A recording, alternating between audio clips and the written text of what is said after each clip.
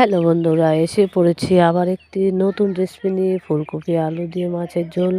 মাছ সুন্দর করে লাল করে ভেজে নিলাম। এখন ফুলকপি আলু গরম জলে দিয়ে ভাপ দিয়ে নিব।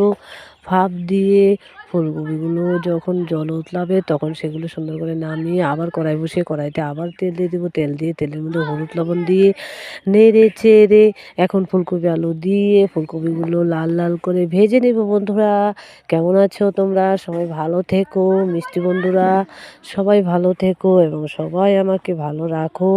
এখন তো ফুলকপি আলু ভাজি হয়ে গেছে। এখন ফুলকপি আলুগুলো নামিয়ে নেব। তোমরা সবাই ভালো থেকো এবং আশা করি আমাকেও ভালো রাখবে।